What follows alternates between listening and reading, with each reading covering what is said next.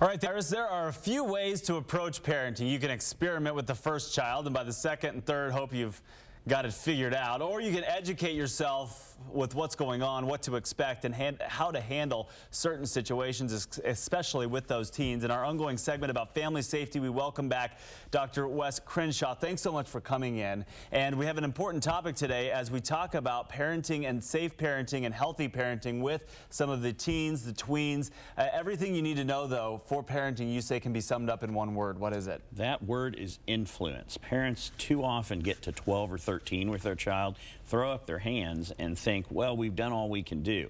Research is very clear on that parents remain the single most influential part of a kid's life, and that begins to be very much reflected by adulthood. So believe in your influence as a parent. Now, is influence the same as discipline or active parenting? Well, it's really its own thing. Whatever method you use, whether you use active parenting or you follow what I call discipline as a noun, a set of guidelines and beliefs that you impart to your kids, the main thing is that you have to do it with an authoritative style, which means warmth as well as structure and rules, and that usually works the best. Parenting power, you say there are different forms. What are they? Well, we like to believe that I'm the parent, so therefore I set the rules, and that's called the legitimate power, but that's not the one that really works best. Referent power works the best, and that's when you create in your life sort of a respectable way of being that kids want to follow or emulate. That's referent power, the desire to be like someone. And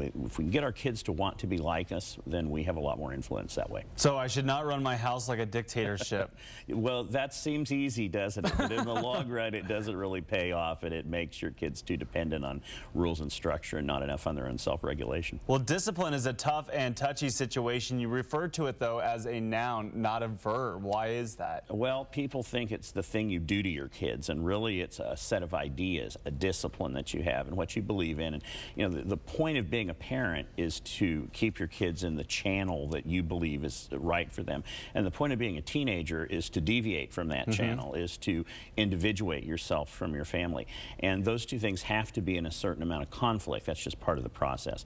And so if the parent does the parent things and the kid does the kid things, that usually turns out pretty good. And so you can't take it personally. Right. Teens are going to misbehave. We know that. That's just kind of inevitable. But how do you handle that?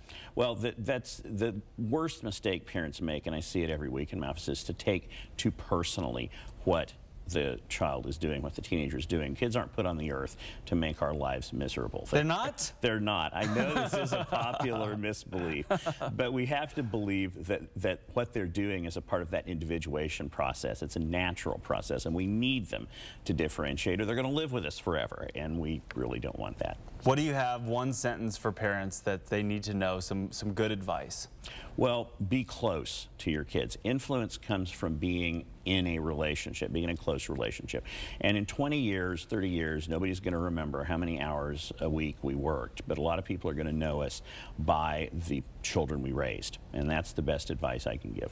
And so, you know, once you have a child that you think is so far gone or maybe off the rails, it's not too late. You say don't throw your hands up, and absolutely, that's absolutely right. You know, all the kids are going to go off the rails. That's in their nature in adolescence, and you can't begin to quit believing in your own influence. You've got to stay with that and be close to the child, even when it feels like they want to be distant from you. You've got a couple of books. Where can people pick these up? You can get them on Amazon, and get them through Barnes & Noble. They're on the Nook and on Kindle, as well as paperbacks, and you can find them on my website and all the links to buy them. And what's your website again? drwes.com. It's dr-wes.com.